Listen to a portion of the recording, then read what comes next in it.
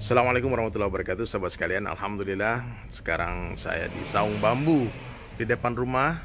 Kedatangan seorang sahabat, seorang tamu yang masya Allah inspiring ya. Namanya Didu. Didu ini dulu seorang DJ. Betul nggak, Du? DJ. Dia juga banyak lah, nanti kita tanya-tanya lah tentang masa lalunya Didu ya. Sekarang Didu sudah menjadi dai-nya Allah Subhanahu wa taala. Sudah pernah belajar dakwah, juga pergi khuruj 4 bulan ya. 4 bulan. Kemana aja? Ke India, Bangladesh, terus kemarin tuh baru pulang dari Kalimantan. 4 bulan juga? 4 bulan jalan kaki. 4 bulan jalan kaki terakhir. Jadi beliau ini inspiring, luar biasa. Seorang taubaters ya, taubaters yang mungkin sempat menjalani kehidupan di tengah kegelapan. Alhamdulillah asbab dakwah Allah hantarkan dai-dai untuk mengajak Didu untuk kembali kepada Allah Subhanahu wa taala. Baik, sekarang kita langsung ngopi Didu aja ya. Begini, Du, apa kabar, Du? Alhamdulillah. Baik. Ini Didu. Assalamualaikum warahmatullahi wabarakatuh. Didu pegang deh handphonenya, Didu pegang. Ngomongnya dia. Du, anak tanya deh. Guys, masa lalu itu adalah salah satu guru yang terbaik ya. Masa lalu adalah salah satu guru yang terbaik. Nah, salah satunya kita lihat nih, masa lalunya Didu itu bukan dari cerita dia, tapi lihat dari lehernya aja tuh, lehernya tuh. Itu gambar apa tuh, Du? Ini Illuminati. Illuminati. Itu ide dari mana aku bisa bikin tato kayak gitu? Jadi sebenarnya kita tuh Bang bukan karena senang Bang seni Bang. Kenapa? Tapi karena saya ini pengen kelihatan dewasa. Dulu kan masih kecil gitu Bang. Nato aja mulai kelas 6 SD. Ngeri banget. Nato mulai kelas 6 SD. Iya, mau naik SMP. Tato mana yang pertama tuh? Ada di pinggang. Pinggang. Heeh. Nyokap, bokap tahu? Belum tahu. Ketahuan tuh pas kelas 2 SMP. enggak SMA. Nah. Oh, tahunnya 2 SMA malah. Iya, pas masuk ke penjara itu. Penjara kenapa? Ada kelak-kelakan majalah, ya kan? Berantem. Berantem apa narkoba? Narkoba. Narkoba. Baik, sebentar kita ambil pakai kamera depannya biar nggak capek Didu ya. Didu kan dulu pernah hidup bebas ya, tanpa agama. Ya, hidup di dunia malam ya. Bahkan sempat menjadi DJ, disc jockey di sebuah diskotik di Bogor ya. Di Bogor. Terus kemudian sekarang Didu penampilan seperti ini. Pakai gamis, nanti pakai duse juga ya, subhanallah. Pakai gamis, pakai jenggot, pakai songkok. Terus bagaimana perbedaan perasaan Didu tuh? Dulu ketika having fun, banyak teman, banyak party, banyak senang-senang, music house setiap malam, mungkin narkoba dan sebagainya. Terus sekarang sibuk ke masjid, sibuk baca Al-Quran, zikir.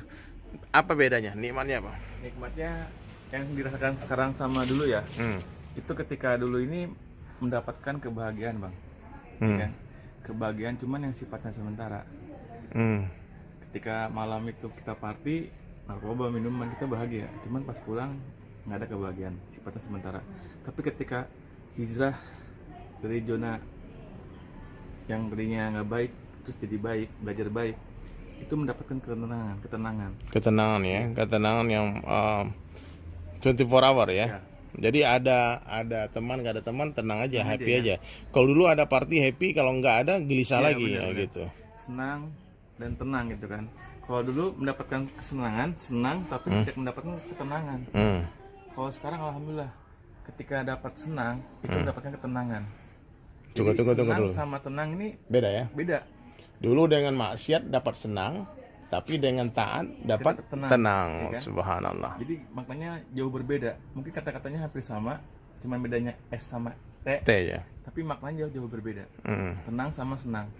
Nah, ketika saya pernah megang di bandar narkoba itu saya senang, ya kan? Uang banyak, gonta-ganti cewek gitu kan. Tapi tidak mendapatkan ketenangan. Ketika tidur siang ada ambulan lewat, saya pikir itu polisi gitu kan. Oh, paranoid. Nyatanya cuman ambulan nih kan. Nah, ketika berhijrah begini ya, saya mendapatkan ketenangan. Kalau sekarang dengar ambulan ingat apa? Ingat mati. Enggak takut ditangkap lagi. Bener. Enggak. Ingat sesuatu hal yang bakal memutuskan. Dulu ada sirine itu kayaknya polisi yang datang ya. Bener. Betul. Sekarang lebih keinget kematian Bang, gitu kan. hal yang bakal memutuskan kelezatan ketika di dunia itu kematian, gitu loh. Jadi setiap lihat kuburan kita ingat mati kan. Jadi lebih ketika kita ingat mati ini kita lebih mendekatkan diri kepada Allah gitu bang. Betul betul. Masya Allah. Terus dulu yang ngajak pertama siapa sih? Dulu tuh yang ngajak pertama kayak gini tuh jamaah yang orang bilang banyak ngotorin masjid gitu ya kan, bawa kompor gitu kan. Padahal masya Allah tuh jamaah yang bisa berikan asbab hidayah lewat mereka gitu kan. Allah berikan hidayah lewat mereka gitu loh. Jamaah tabligh. Iya, jamaah tabligh. Jadi mereka ini ngelihat saya ini dengan pandangan kasih sayang, bukan pandangan benci atau jijik apalagi ya. Jadi mereka lihat orang-orang seperti saya ini dengan pandangan kasih sayang. Ketika mereka datang kepada saya ini, mereka membukakan hati saya. Jadi masya Allah jamaah-jamaah seperti itu tuh. Jadi kalau buat kalian kalau ketemu jamaah itu di masjid jangan dibenci, jangan dijauhi. Dekatin ya. Dekatin nih kan kalau bisa ikut mereka. Gitu loh. Kalau ada satu nama yang paling berkesan dalam proses hijrahnya Didu siapa itu? Ada guru spiritual ya, guru ngaji saya itu Abdul Karim, sama kakak angkat saya Kak Fitri yang yang support dakwah terus support ya. dakwah saya gitu kan, yang benar-benar istilah dia tahu kehidupan dulu saya seperti apa. Subhanallah, Sama subhanallah. saya diajak saya kepada kebaikan. Gitu. Masya Allah, masya Allah. Didu, 4 bulan jalan kaki. Ngapain aja sih? Saya 4 bulan jalan kaki itu kita ini pindah-pindah masjid. Jadi dari masjid ke masjid, terus pindah lagi ke masjid. Jadi kita ini syiar agama. Sebenarnya hakikatnya kita ini bukan mengajari mereka, tapi kita ini belajar. Belajar apa? Kita belajar akhlak, terus belajar agama, ya kan? Ketika kita pindah kampung ke kampung yang lain, di situ ada ulama atau ustadz, kita belajar di situ. Soalnya pribadi saya nih, ketika saya belajar di rumah, saya malu pak. Ya kan, udah gede, masih belajar ngaji gitu kan. Iya. Tapi ketika di kampung orang, saya nggak ada rasa malu gitu. Karena orang nggak kenal kita ya. Kenal kita ya, karena. Ya betul Dan betul. ketika itu, saya ini mengajak orang-orang yang tadinya jauh ke masjid. Jadi bagaimana caranya kita nih ngajak mereka ini datang ke masjid, ya kan. Apalagi orang-orang yang basicnya seperti saya. Iya. Orang-orang yang Coba lihat. seperti ini ya kan. Yang Ini full ya. Badannya Didu penuh ya tato ya? Aduh. Kaki juga ya. Oke. Ada. Jadi gitu. Subhanallah. Jadi ada aja. Ini nggak mungkin kalau dihapus ganti kulit ya. Ganti kulit. Nggak mungkin ya. Sebenarnya dulu saya dilema, bang. Dilema ini ya. Jadi dilema ini tato masalah gimana sih, urusan gimana? Iya. Cuman ada beberapa ulama Nyesel nggak yang sih sebetulnya? sebenarnya nyesel. Kalau dibilang nyesel tuh ya nyesel. Cuman udah terlanjur mau diapain gitu bang. Karena penyesalan ini nggak akan bisa menyelesaikan masalah gitu kan. Yang ada kita ini belajar kebaikan. Gitu. Iya. Jadi ketika tato saya ini saya hijrah harus bertato, ada orang beberapa orang yang tidak bijaksana yang ketika di Menghakimi. itu yang Percuma lu tobat nih, tanda sholat lu katanya. biar sah sholatnya, biar ini hapus Hapus. tatonya gitu kan. Malah Emang banyak- emang tai lalat dihapus. Ini tato satu kulit, Bro. Ini satu nih, salah satu ya. Salah satu kenapa tato diharamkan karena menyakiti diri. Iya. Nah, jadi kalau seandainya dengan menghapusnya juga menyakiti diri, maka ulama mengatakan taubat cukup sebagai kafarahnya. Tapi kalau ada orang mungkin tato walet, satu kecil cicak kan, dia mau hapus ya nggak apa-apa, mungkin tidak terlalu sakit. Tapi kalau sekujur tubuh ini, apalagi tatonya di dunia tebal banget tintanya kita lihat. Nah, jadi taubat aja. Mudah-mudahan tatonya di dunia menjadi asbab hidayah. Amin. Amin. Nanti orang-orang kampung yang tatonya dikit yang dia di wudhu kan, gila ini kata, ini Kalimantan preman. ada tuh bang. Ada pernah kejadian? Ada kejadian di Kalimantan ini ada orang yang dia ini mabuk parah pokoknya kehidupannya kan. Ketika saya kan orang cuek, ketika saya habis berwudu itu belum saya tutup ini bang. Dia punya tato di sini sedikit, di sini nih sama di sini. Ketika itu dia ngeliat saya bang, ngeliat saya dengan posisi saya begini, dia bilang apakah dengan cara ini penebusan dosa? Dengan cara kayak gini berwudu kan berubah gitu kan. Nah, menjadi orang lebih baik ke sholat gitu kan. Alhamdulillah tuh bang, asbab ngelihat tato saya begini. Dia ke masjid? Dia ke masjid dan dia ikut 3 hari. La ilaha illallah. Ikut 3 hari, terus ikut 40 hari bang langsung. Allahu Akbar. Jadi Allah ini kuasa merubah bentuk dan merubah sifat. Allah kuasa merubah sifat tanpa merubah bentuk. Bentuknya masih tato, tapi dulu sifatnya mudarat jadi manfaat. Ya. Nah, dulunya menjadi asbab orang takut lari dari agama. Apaan nih tato ini, orang jadi sombong kan, menghina kita. Tiba-tiba ada orang preman kampung lihat tato kita jadi malah tersentuh dia. Benar. Nah, jadi yang penting itu, yang penting dulu tetap kita jaga. Nih ya, maksudnya kalau seandainya di tempat umum ditutupin aja.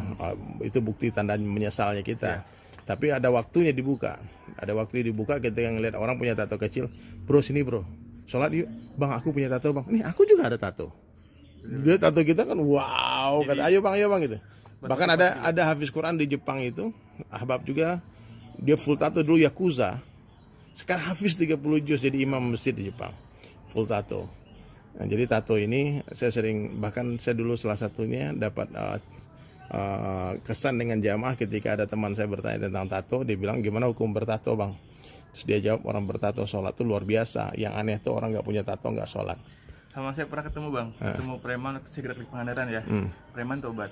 Dia ini sampai sekarang saya masih inget. Dia bilang nih, bro, kalau ada yang bilang tato ini ngalangin sholat, lu kasih tahu katanya. Kenapa emang bang? Bukan tato yang ngalangin sholat. Terus apaan bang? Meja sama kursi kita yang ngalangin sholat nih. Mau sholatnya ada meja depan kita Nggak nih. bisa kita sujudnya ya kan. Kejedot kepalanya dong. Iya gitu. Jadi kan, benar juga ya kan. Betul. Jadi banyak yang ngasih saya motivasi ketika saya hijrah terus tatoan ini gimana ya kan. Alhamdulillah mereka dengan bijaknya gitu. Terus kan. istri bagaimana istri? Istri insya Allah habis lebaran ini Jomblo nih, lagi jomblo nih. lagi jomblo. Tapi saya tahu dulu udah ada dulu. Oh, Mungkin berjumpa saya tuh masih berpisah ya. Berjumpa tuh berpisah. Saya masih Betul. kurang baik, dakwah saya masih kurang baik, hubungan saya sama Allah, yang pasti hubungan saya sama Allah masih. Berarti habis lebaran mau nikah lagi nih. Doain nih teman-teman ya, Didu mau nikah lagi nih sama orang mana? Manado, insyaallah Manado. Mas Turaya sudah jos. Oke, kita doakan. Banyak lagi yang mau kita obrolkan sebetulnya. Sebentar lagi Didu mau bikin channel YouTube juga. Apa nama channel YouTube-nya? Belum dipikirin. Nanti kalau dari channel YouTube Ana bikin di kolom komentar ya. Baik, nasihat terakhir. Satu nasihat terakhir apa? Nasihat terakhir, kita jangan pernah putus asa dari rahmat Allah. Kita jangan pernah putus asa Dari rahmat Allah. dari rahmat Allah. Karena rahmat Allah ini lebih luas dan lebih banyak daripada dosa-dosa kita. Gitu loh. Allahu Akbar. Jadi kita lebih semangat lagi untuk bagaimana kita ini berhijrah dari tempat yang nggak baik sampai yang ke tempat yang baik gitu kan, dari nggak baik sampai ke tempat yang baik gitu kan.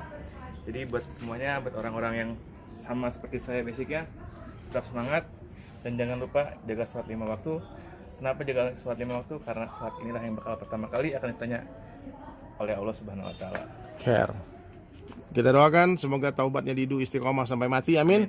Ya, dan teman-teman Mas Berto atau Jamberto, Jamaah Bertato, kalian jangan pernah berputus asa dari rahmat Allah, sangka baik terus kepada Allah. Ingat, ampunan Allah jauh lebih besar daripada dosa-dosa kita.